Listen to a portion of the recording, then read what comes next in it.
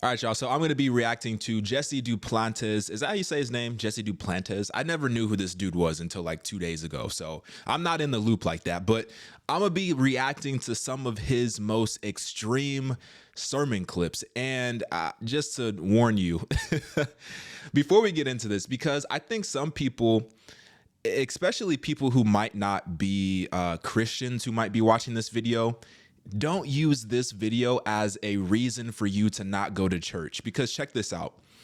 There's extremes in every category of life, and in every scenario, in every industry, there's extremes. So for example, in the church, there are churches who are extremely, focused on the prosperity side of things. And then there's churches who are extremely focused on the Bible. So don't look at this video and say, well, that's the reason why I don't go to church, because they're crazy. They just want my money and, yada, yada, yada. Look, it's unfortunate that, we have churches like this who are very much focused on the prosperity gospel and getting rich and being wealthy.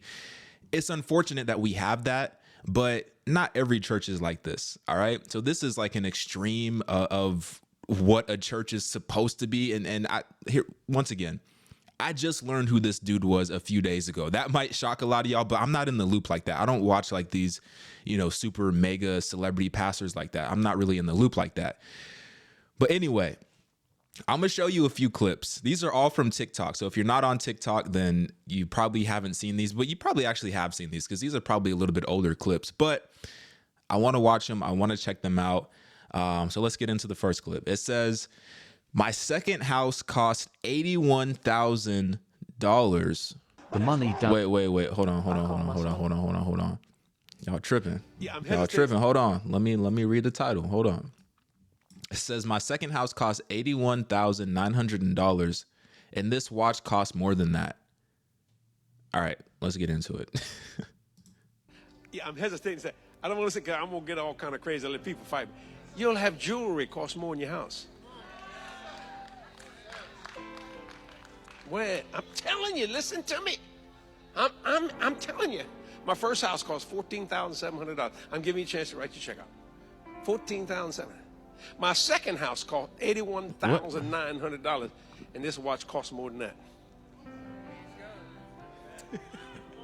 Are you gonna write me an ugly letter? Let me tell you what. No. I can really give you. I don't mean that. What? Yeah, I'm hesitating to say. I don't want to say. I gotta watch that again. Do you know what's? Here's the thing. Dude is funny, but it's not funny because it seems like he's manipulating the church. It seems like he's mishandling funds. I don't know. Don't sue me. I'm just watching the video. You talking about the money and everything. But dude is funny. But here's the thing. If he were just like a comedian, I think that would be way better for him. If he would have just never became a pastor and just became a comedian, I think it would have been way better for him. But the fact that he's a pastor, he's held to a higher standard. But let me watch this again, because I didn't really catch the first thing that he said. Yeah, I'm hesitating to say. I don't want to say, I'm going to get all kind of crazy, let people fight me. You'll have jewelry cost more in your house. Oh. So he said, I have jewelry that costs more than your house. This is a pastor talking to the church members. Talk about my jewelry costs more than your house. And you're asking people to tithe into your. Okay, hold on. Let's continue. Where? I'm telling you, listen to me. I'm telling you. My first house cost $14,700. I'm giving you a chance to write your check out. $14,700. My second house cost $81,900, and this watch costs more than that. Are you gonna write me an ugly letter? Let me tell you what. No. I can really give you. I don't mean that pridefully. He got an $80,000 watch on. And that's just the first video. All right. So that's the first video. I'm already trying to see what this dude's about. Let me get the second video up. But an $80,000 watch in church? That's pretty crazy. $80,000 watch. And you still asking people to get the checkbook out. That is wild. All right, here's video number 2. So I don't think there's any title on this video. So I don't really know what's going on in this video, but let's check it out. You see, so when people criticize my house or my car or my bling bling or my wife, I tell you what, he sure dresses her good. Well, yeah, why? I got to look at her. I buy that woman makeup. I seen her without it. I said, don't leave home without it. Not that she ugly, but she just look better. She want to buy something pretty, put it on, mama, because all it does is make me look good. He said, that's your wife? Whoo, somebody That's pride. must really love her. Someone saw her diamond ring the other day. I don't know, it was her wedding band. She got a beautiful wedding ring. And they said, and some person said, boss, somebody must really love you. Why? Well, if the spotlight hit it to blind you. That's not bragging. You think it is. You think that's lavish living. No, that's biblical living. That's biblical living? Hold on, Pastor, explain. That's biblical living. It's biblical living. Explain. And I can prove every which way I'm living. I am living biblically. But how many of you are living biblically? Ooh. Yo, can somebody, if somebody can find this full sermon, I would love to watch it. I would love to watch him explain how that's biblical living. Yo, that's just straight pride. That is straight pride. How can you get up here? Here's the thing. I know I'm laughing throughout the clips. And like I said, he's a funny dude. The problem is he's a pastor. And this is not a representation of God. This is not a representation of how the church should be. But the people within the church, they got to be to blame as well. All the people in the church are just laughing. All the people in the church are just enjoying it, just being entertained by it. But and this is what I said in the video that I made. I was talking about Transformation Church. So I got the third video up right now, but I was talking about Transformation Church, right? And I was saying, you know, how come it has to be all about like the entertainment and the theatrics and the stage and the art and everything like that? Why can't it just be open up the Bible? We're going to teach the word today. But we've gotten to a point where it's like we want to be entertained. We want our church to be like the world. We want a pastor who can stand up there and command a stage presence, much like a comedian commands a stage presence, because that keeps us entertained. But how come we can't just show up to church and just receive the word? Are we that bored of the Bible that we need all this extra stuff? But hey, like I said, dude is funny. But let me get into this next one right here. So it says, Pastor, I paid a fortune for these things. All right, let's see what he's talking about. Great. You walk on gold. Hold on, let me restart this. I know it's kind of low. I turned it all the way up. I don't know. This is the highest I can turn it up, so I apologize. Great. You walk on gold.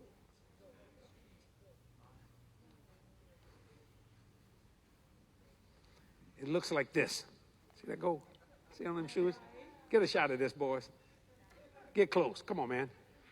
Look, I paid a fortune for them things. Suck in there, man. See that gold?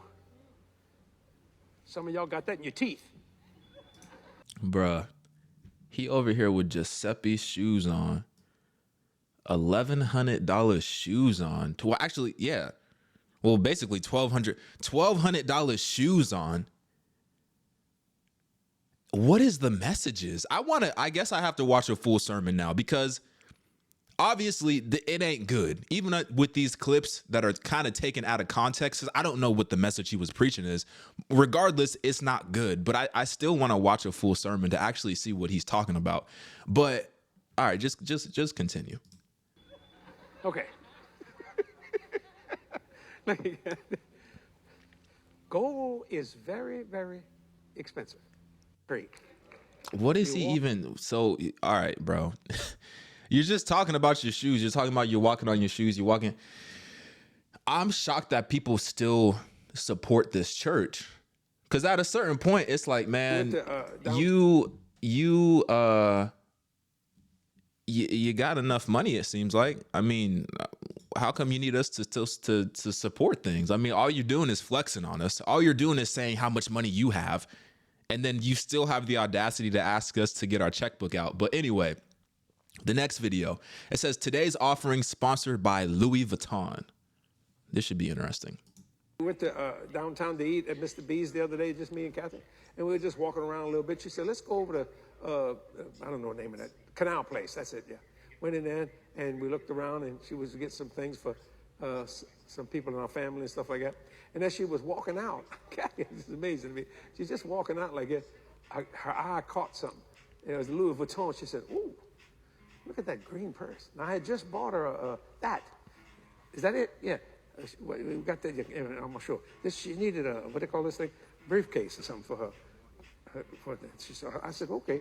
You want this? I said, yeah, sure. So it's brand new. So I she walked, she saw something about the corner of her eye. I didn't really see it. I said, oh. So this morning or last night, we were about ready to eat. And I said, what was you looking at? She said, oh, there's kind of a green Louis Vuitton. It's kind of pretty, you know. I said, oh, really?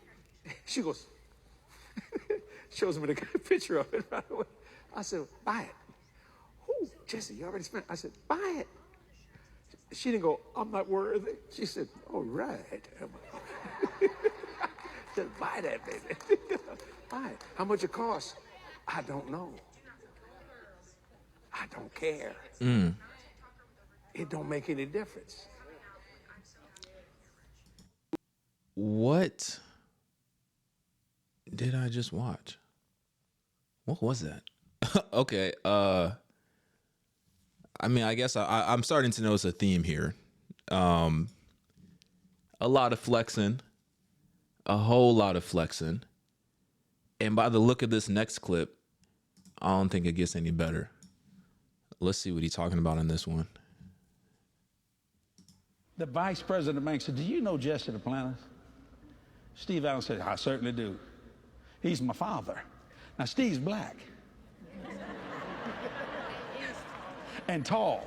He said, he's your father. He said, yeah, don't we look alike? He said, he's my spiritual father. Oh, yeah. Well, you know, he used to do business with us a long time ago. But he don't no more. He done got rich. I'm so close to filthy. I'm very close to filthy.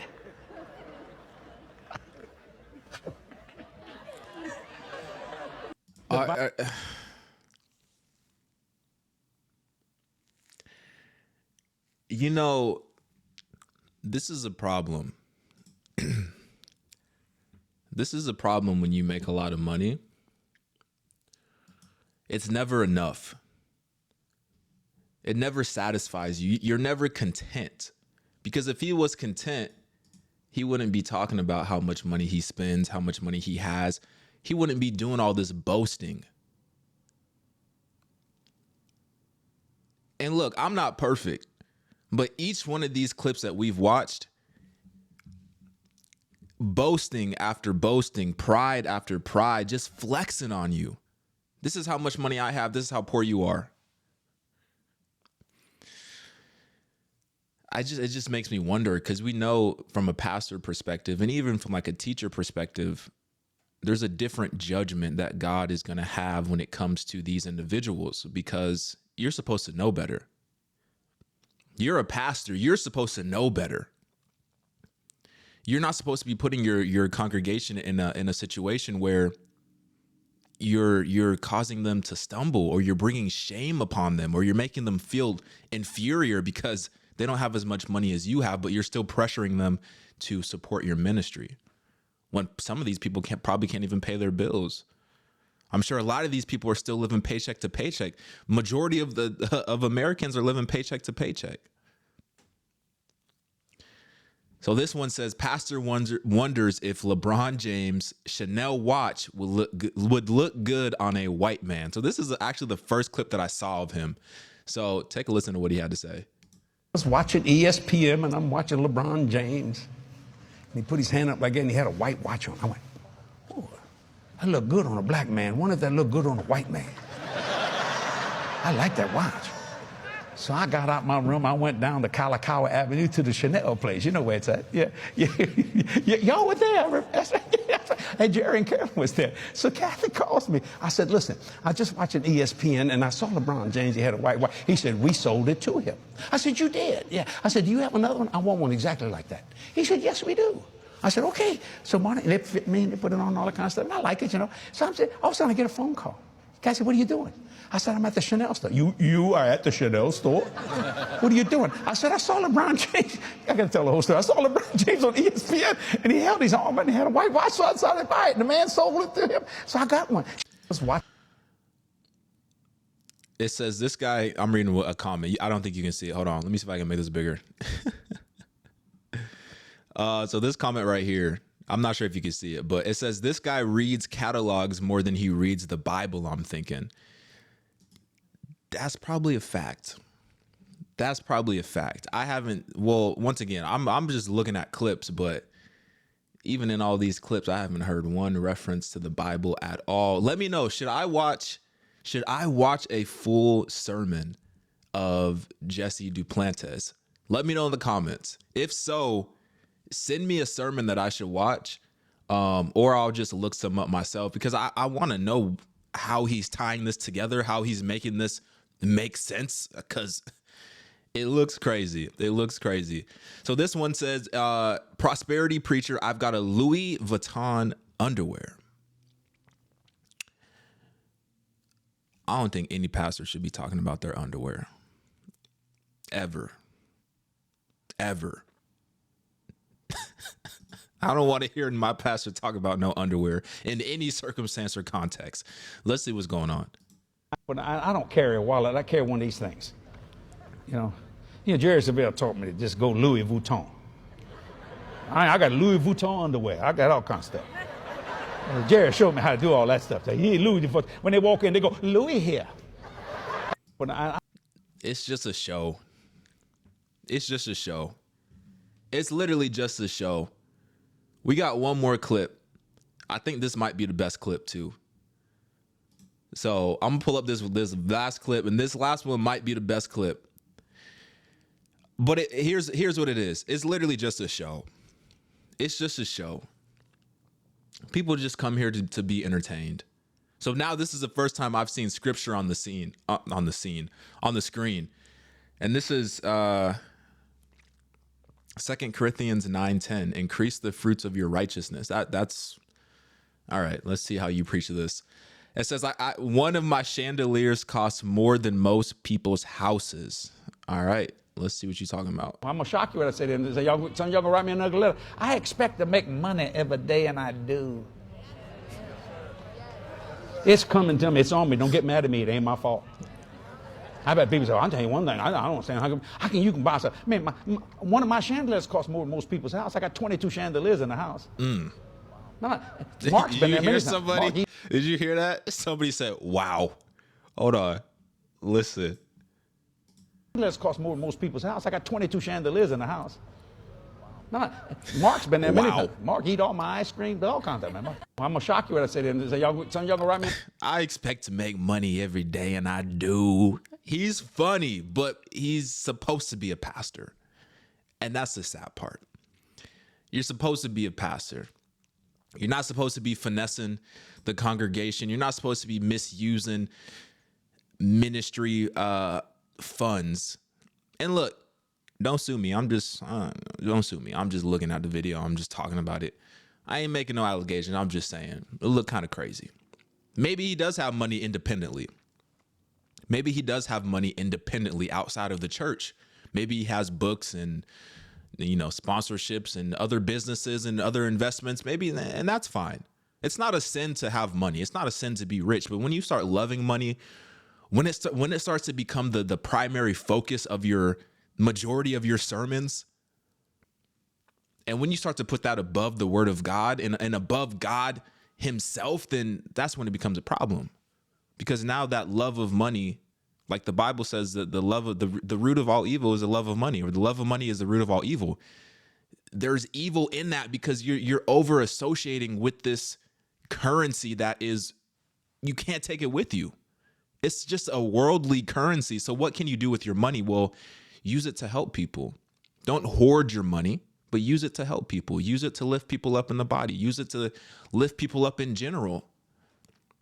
I mean, I'm watching these videos and I see all these kids in Africa who are literally starving and would kill to have just a nickel, just 5 cents. Their monthly household income is like $100 US. It's crazy. So we could have a massive impact on this earth with our resources, with money, but a lot of us just choose to hoard it. A lot of us just choose to keep it to ourselves and boast about it.